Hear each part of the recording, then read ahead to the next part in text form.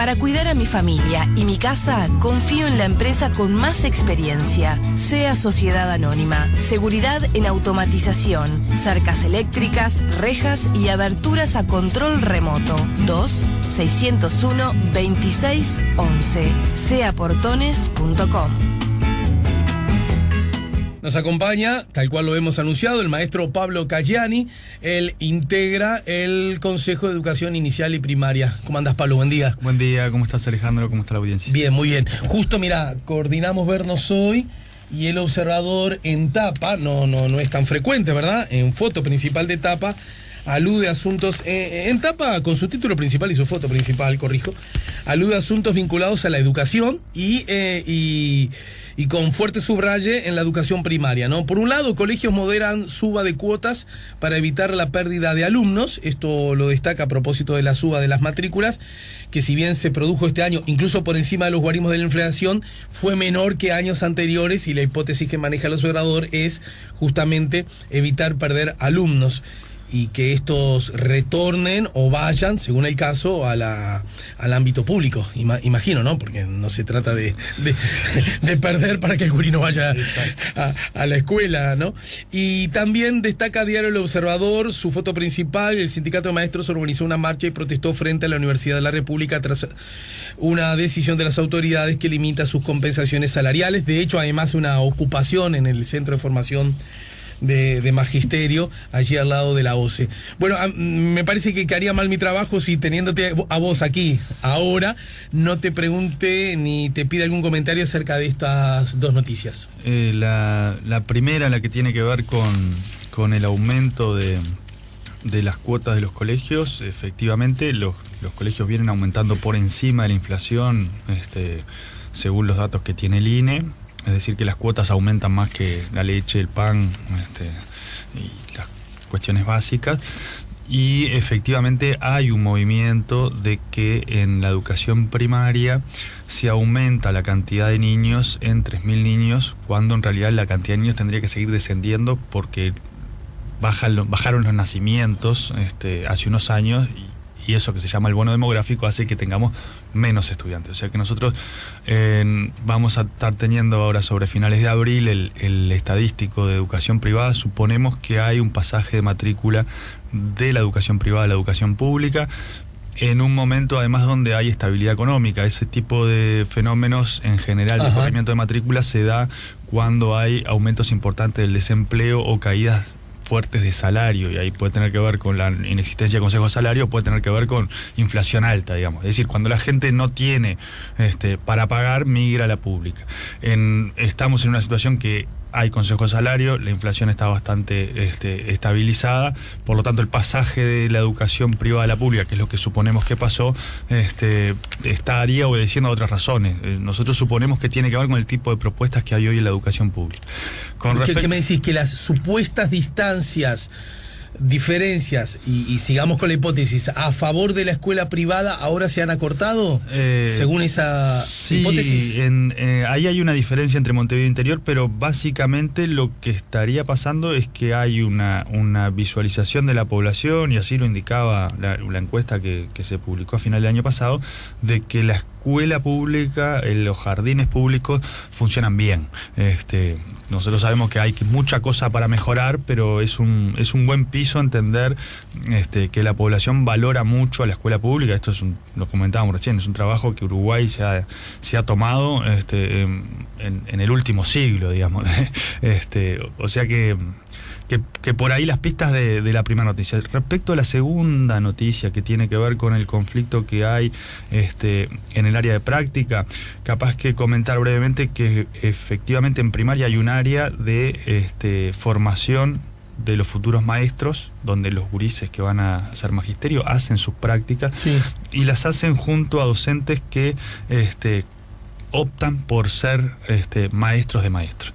Y para optar tienen que tener un curso, un curso de maestros de práctica, de maestros adscriptores, pero además un concurso para acceder a los cargos de escuelas de práctica. Lo que venía sucediendo es que por razones de conveniencia de los estudiantes, por razones de la cantidad de grupos en el normal, se habilitaban las escuelas de práctica, pero además se habilitaban otro mecanismo que es las habilitadas de práctica, donde no necesariamente los maestros que están allí tienen el curso y el concurso.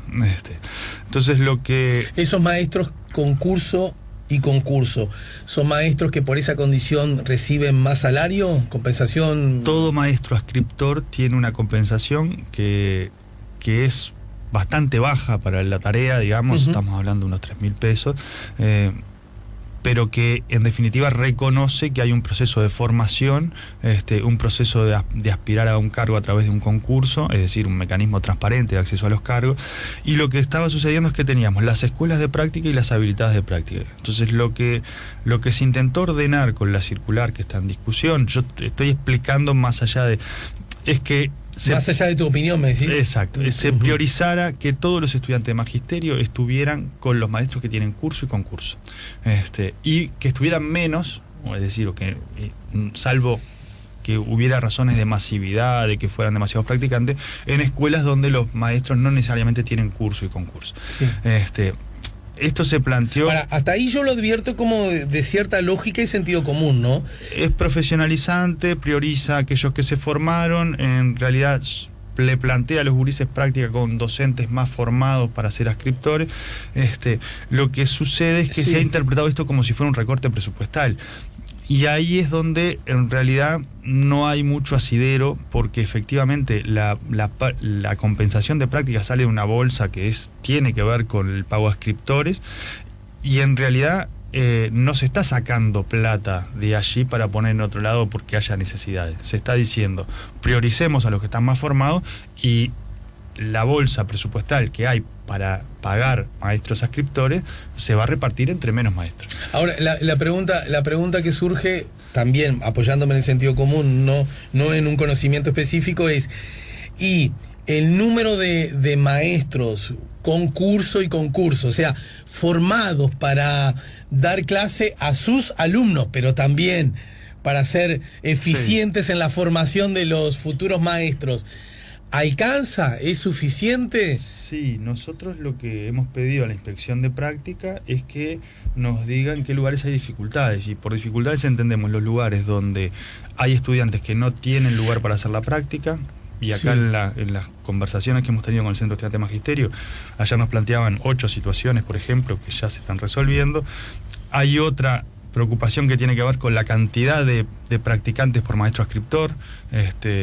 Toda la normativa, digamos, y la bibliografía indica que el óptimo serían 2, entonces nos interesa que no haya nadie, salvo razones de fuerza mayor, teniendo 3 estudiantes, porque nos parece que de esa manera se quita la posibilidad a los estudiantes de formarse y se carga a un maestro con 3 practicantes. Vos tenés un matiz, y aún quedándome claro, porque veo que está siendo como ético y honesto en transmitir la opinión del Consejo, pero bueno, la construcción humana se basa expresando con lealtades, pero también con libertades, las opiniones. ¿Por dónde pasa tu matiz para entenderlo yo también? Yo tengo un matiz que es el siguiente. Primaria tiene una inspección que, así como las escuelas de práctica son escuelas para las cuales te formas, tiene una inspección que está especializada en las escuelas de práctica. Por lo tanto, ordenar esta cuestión de los practicantes, qué cantidad de practicantes por adscriptor, garantizar que no haya más de 2, no es necesario, o yo entiendo que no era necesario, hacerlo a través de una circular que es una resolución del Consejo. Me parece mucho más certero si nosotros tenemos un cuerpo técnico y profesional que concursó para estar en esos cargos, concretamente las inspecciones y concretamente los inspectores de práctica. Esta es una tarea que tienen que administrar los inspectores de práctica, y no es una cosa que se tenga que tomar por una resolución en una circular donde todo el mundo después queda interpretando si acá hay un problema presupuestal o no hay un problema presupuestal. Pero tú decís que los motivos por los cuales los muchachos, en este caso aplica las muchachas, futuras maestras, están ocupando, es equivocado, porque una cosa es decir, yo considero que la ocupación es equivocada. Vos lo que estás diciendo es que ni siquiera el motivo aplica porque no hay tal recorte. Hay una preocupación muy razonable de los gurises en algunas cuestiones que no tienen que ver necesariamente con la resolución de la circular. Por ejemplo, para elegir la escuela de práctica, los estudiantes de magisterio se enteran el día que se elige la escuela de práctica, se sortea una letra y se empieza por esa letra y así se va eligiendo por apellido. Ese mecanismo en Montevideo, ¿no?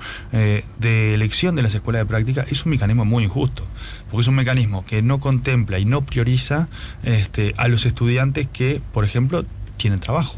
Los que tienen trabajo necesitan elegir primero porque tienen que elegir una escuela que tenga que ver con su lugar de residencia, con su lugar de trabajo, para poder llegar en tiempo. No nos olvidemos que estamos hablando de que magisterio tiene más o menos 8 horas de clase entre la práctica y el teórico, además una jornada laboral. Si a mí me sortean la letra, no tiene nada que ver si yo tengo trabajo o no tengo trabajo. Claro. Lo mismo nos sucede con las compañeras que hacen magisterio y que tienen gurises a cargo. Si vos tenés gurises a cargo, tenés que estar priorizado. Ahora, esto no es una resolución de primaria, esto es una resolución del instituto normal. Y eso es lo que motivaba que muchas veces los estudiantes no tuvieran lugar donde hacer la práctica. No era que no tuvieran escuela donde hacer la práctica. Viven en una zona, tienen gurises chicos a cargo, tienen que resolver, llevarlos a la escuela, después trasladarse al instituto, después hacer la práctica. Bueno, eso lo tienen que hacer en un determinado lugar, no lo pueden hacer una cosa en el cerro, otra cosa en Positos y otra cosa en el centro. Entonces, ese tipo de situaciones que además generan mucha inestabilidad. Vos fíjate que estás cursando una carrera que pretendemos tenga carácter universitario y hasta abril no te enterás cómo te vas a organizar el año. Si tú tenés gurises a cargo o dependés de un trabajo, es una situación angustiante. Claro. Hay otra situación que plantean los estudiantes que es muy razonable también. Y para saber, curiosidad si es que está medido, ¿y el número de estudiantes de magisterio es alto el número de estudiantes que además tiene obligaciones en trabajos, que además son mamás o papás, o estamos hablando de apenas un puñadito que se podría resolver con... Yo creo que con facilidad. Nosotros, primaria no tiene esos datos. Tengo la impresión de que es un grupo que no es mayoritario, y que además se puede resolver efectivamente definiendo que tienen prioridad quienes tienen actividad laboral y quienes tienen gurises a cargo. Sí. Después hay otra cuestión que es muy razonable que plantean los estudiantes, que es la preocupación de que en la circular había quedado una redacción de un mínimo de 2 practicantes por maestro adscriptor, y eso los estudiantes lo leían como, bueno, esto puede ser 3 o 4 y eso nos perjudica mucho, sobre todo en segundo y tercero, ¿no? En cuarto mantenemos la relación anterior de un maestro y un adscriptor porque así está en el programa. ¿Adscriptor es practicante? Maestro, adscriptor y practicante, bien, estudiante de magisterio. Y es muy razonable esa preocupación. Lo estuvimos trabajando con el Consejo de Formación en Educación en garantizar que no hubiera, salvo situaciones de fuerza mayor, es decir, alguna gurisa que no pueda hacer la práctica en otro lado, sí. Un óptimo de 2 estudiantes de magisterio por maestro adscriptor. Entonces, allí hay... Pues sí que la redacción asustó a los alumnos en el sentido que abría la puerta que podrían ser 2, 3, 4, 5. Efectivamente. Y esto tiene que ver con la situación en el interior del país, donde se está funcionando con bastante normalidad, porque hay lugares donde efectivamente no hay una cantidad de maestros formados como para recibir a todos los practicantes. Pero acá es cuando entiendo y no entiendo, porque entonces es muy fácil, arreglás la redacción y chao.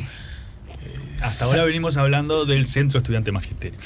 El planteo de la Federación Uruguaya del Magisterio es derogar la circular porque allí hay otra situación que es que en definitiva los maestros están planteando que la relación sea 1 a 1. Entonces, por concepto de números, y los estudiantes lo que entienden es que el óptimo es 2, y estarían dispuestos, si se le garantiza, a resolver el conflicto en ese sentido, los maestros de práctico entienden que su óptimo sería 1. Entonces, ahí estamos en una situación donde hay instancia de negociación con el Consejo de Formación en Educación, hay instancia de negociación con primaria. Los estudiantes ocupan el instituto en solidaridad con las maestras de práctica, y lo que estamos apostando es a que a partir de un grupo de trabajo que se conformaría con la Federación Uruguaya del Magisterio, la Asamblea Técnico Docente, los docentes del instituto, los estudiantes, poder revisar la forma en cómo se organiza la práctica, pero también el tipo de práctica que tienen los estudiantes de magisterio, y en esa negociación estamos. Acá lo importante es que siempre ha habido canales de negociación, y como en toda negociación, todo el mundo tiene que dejar alguna prenda para llegar a la posibilidad de efectivamente comenzar las prácticas, comenzar las clases en el instituto. Y otra cuestión que me parece central es que en realidad no hay una medida gremial de los profesores del instituto, hay una medida gremial de los estudiantes. Entonces, bueno, estamos viendo de qué manera y a partir de mucha negociación, porque efectivamente cuando hay un conflicto es porque hay algún planteo que atrás de todo esto tiene una preocupación legítima, digamos. Yo puedo entender que en el discurso sea el recorte, bueno, pero el recorte no es, digamos, porque la plata es la misma y se distribuye entre menos maestros. Ahora, estas otras preocupaciones que plantean los estudiantes y las preocupaciones que plantean los maestros adscriptores respecto a las condiciones para formar nuevos maestros, nosotros entendemos que son muy legítimas, que hay que atenderlas y que hay que resolverlas con mucho diálogo. Vamos a una breve pausa. Al regreso, el asunto que tanta notoriedad causó, bueno, es una noticia importante sin duda, de la renuncia de Celsa Puente. Ya sé, me vas a decir directora de secundaria, pero de la perspectiva de la conducción de la educación, ¿afecta, no afecta, mueve cosas? Luce la mía como una pregunta pícara. Créeme que no lo quiere ser tanto, es como de verdaderamente saber, mirá, no se nos mueve un pelo, la aguja no se mueve en un sentido, esté Celsa o otra maestra consejera. Sí, la verdad que sí, porque esto habla de cuestiones que tienen que ver con el clima. Bueno, en fin, luego de la pausa, ¿sí?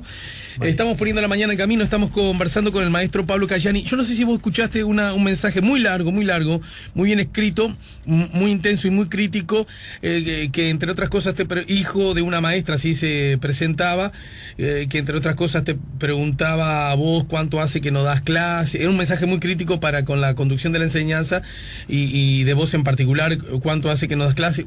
¿Cuánto hace que no? ¿Vos sos maestro? Y desde que entré al consejo. Ajá. Recordamos en qué condiciones se da tu ingreso al consejo. ¿Por qué es que vos sos consejero? Nosotros, yo digo nosotros, pues somos el equipo SEIP. Somos parte de lo que se habilitó con la Ley de Educación, que es una cosa que la FUM venía reclamando hace 70 años, desde su fundación, que era que los consejos de los consejos de educación fueran electos. Nosotros somos electos por los maestros en la lista que plantea la Federación Uruguaya del Magisterio y el PIT-CNT para primaria, y tenemos un equipo de trabajo que es bastante plural, y que además tiene un programa de trabajo que fue definido en un congreso de la Federación Uruguaya del Magisterio. Lo digo no para desacreditar el comentario del oyente, sino porque creía advertir en la forma en cómo lo escribía que en todo caso, si tú estás donde estás, es porque iguales tuyos así lo decidieron, ¿no? A través de un voto. Efectivamente, porque además hay un planteo que no es individual, es colectivo, digamos. La Federación Uruguaya del Magisterio se tomó el trabajo de evaluar lo que fue el primer periodo de consejeros electos, que fue en el periodo anterior, donde estaba Irupe Bucetti en primaria y Teresita Capurro y Néstor Pereira en Codicen. Sobre esa evaluación se trabajó en un congreso de la Federación cuáles eran las cuestiones que tenían que ver con la administración de la educación, que era importante que se impulsaran, y cuáles eran los modos en que había que relacionarse con los compañeros. Esta discusión de dignificar la tarea docente, de reconocer lo que hacen las escuelas, y en base a eso es que nosotros funcionamos en un colectivo, pero además nos sometemos a lo que plantea la Federación, que ha sido muy cautelosa en no violentar la autonomía, pero sí nos señala cuando nos equivocamos y sí nos señala cuando hay que abrir instancias de negociación, por ejemplo, como en el caso de la circular de práctica. Estamos poniendo la mañana en camino. Pablo Cayani en el 98.7, ya hay unos cuantos mensajes. 099-894-987 llegan a través del WhatsApp o SMS. También a través de nuestra página Facebook, La Mañana en Camino. Ya volvemos con La Mañana en Camino. Estamos conversando con el maestro Pablo Cayani. Te preguntaba, Pablo, integrante del Consejo de Primaria y Educación Inicial, si lo de Celsa Puente de alguna manera a ustedes les provoca algo. Digo, a ustedes me refiero a primaria en particular. Y si es correcta la lectura, la que vengo escuchando desde que se precipitaron los hechos, de que esta es una disputa MPP-Astorismo y en la que termina ganando el MPP. Bueno, en primer lugar reconocer... Nada de lo que dije a vos te asombra, ¿no? Lo escuchás igual que yo. Lo hemos escuchado. En primer lugar reconocer el trabajo a Celsa, porque Celsa ha trabajado mucho, con aciertos y con errores como todos los seres humanos, pero ha trabajado mucho y la situación que se da efectivamente, la educación la ANEP es organismo muy grande, es el más grande de todo el país. Está gestionado por colegiados, que son los consejos desconcentrados, y por un colegiado que es el Consejo Directivo Central. Y los colegiados requieren mucho trabajo en equipo, mucha distribución de tareas, mucho esto que nos pasaba recién. Yo estaba explicando la circular de práctica, a pesar de la posición que yo tuve en esa situación.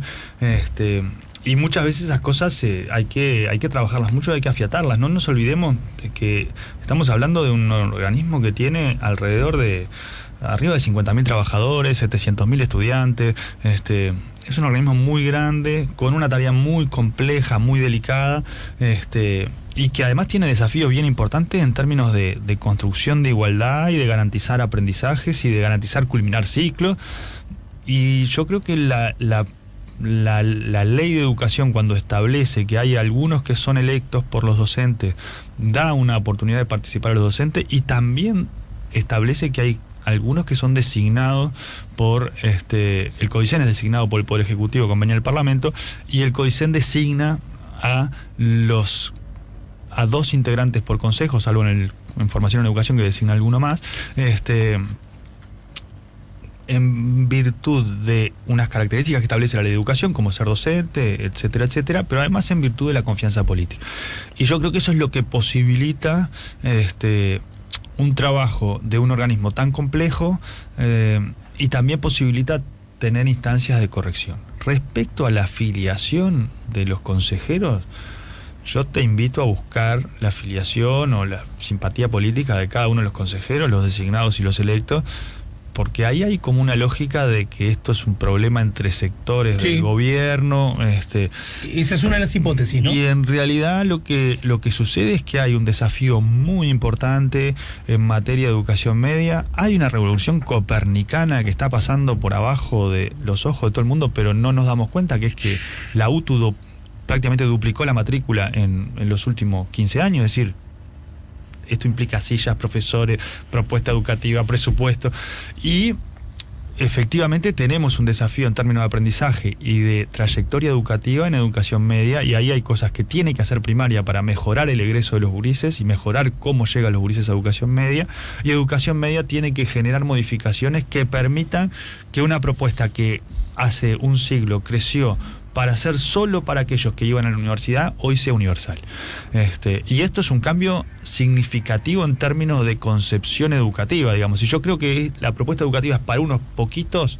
La propuesta educativa va a ser selectiva, la propuesta educativa no va a permitir que todos lleguen, justamente porque tiene que seleccionar a los mejores para ingresar a la universidad. Ahora, cuando en las últimas décadas Uruguay se propone que la propuesta educativa es para todos, y todos tienen que llegar a sus 18 años dentro del sistema educativo y además culminar los ciclos obligatorios, y por eso Uruguay pasó primero a hacer obligatorio el ciclo básico, después pasa a ser obligatorio el bachillerato, y en ese trabajo se está. Y ese trabajo inevitablemente va a traer conflictos, va a traer discusiones acerca de las acciones y de la eficiencia de esas acciones, y también va a traer desgaste de las figuras que por una razón o por otra nos toca en este momento administrar la educación. Ahora, el sistema educativo es tan potente en su estructura y es tan efectivamente guiado por cuestiones que tienen que ver con la carrera docente, que tienen que ver con lo técnico, que los colegiados lo que podemos hacer es facilitar cosas, orientar cosas, hacer determinados énfasis en materia de política, preocuparnos porque se gestione adecuadamente la plata que la sociedad pone en el sistema educativo, pero no cambia significativamente. Digamos, si yo mañana no estoy en primaria, cambiarán algunas cuestiones de la comunicación o cambiarán algunas cuestiones, pero significativamente las líneas de política es una línea que tiene mucho peso en lo que es la tradición de la escuela pública y de la educación pública en Uruguay, y que además viene generando cambios, no al ritmo que todos querríamos. Ahora, esta situación de que la UTU duplica la matrícula, esta situación de que en la escuela no está más solo el maestro, sino que ahora hay una propuesta que tiende a ser más integral porque hay profesor de educación física, tallerista de arte, las propuestas de extensión del tiempo pedagógico, las propuestas que tienen que ver con mejorar los aprendizajes. Primaria dice sistemáticamente que el problema que tiene es cómo mejora los aprendizajes. ¿Cómo mejorar los aprendizajes? Para garantizar aprendizaje, y porque además los que tienen dificultades son los gurises más vulnerables. ¿Y cómo mejorar los aprendizajes? Porque tenemos claro que un niño que tiene dificultades cuando egresa de primaria en lengua y matemática tiene una educación media que le va a ser más dificultosa terminar. Entonces, en ese desafío está el sistema educativo. Yo creo que es clave que esto se piense como tarea colectiva y como tarea de la sociedad, y en la medida que la población vea que efectivamente no se producen los cambios, o en la medida que la población vea que efectivamente el sistema de educación pública no está mirando por los más vulnerables, lo cambie.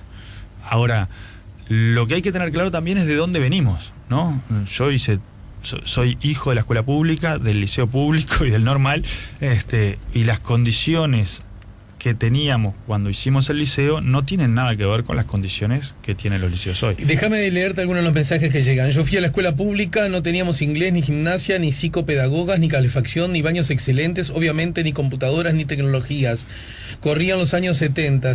Mis maestras eran señoras maestras y los padres se comprometían para ayudar en lo que faltara. Creo que hoy la escuela pública está mucho mejor en cuanto a todas esas carencias, aunque no sé en cuanto a la preparación de los maestros. Igualmente creo que la escuela pública es muy buena, ya que la mayoría de los maestros se desempeñan en el ámbito público, lo hacen también en el privado, un turno en la mañana público y tarde en privada, o viceversa.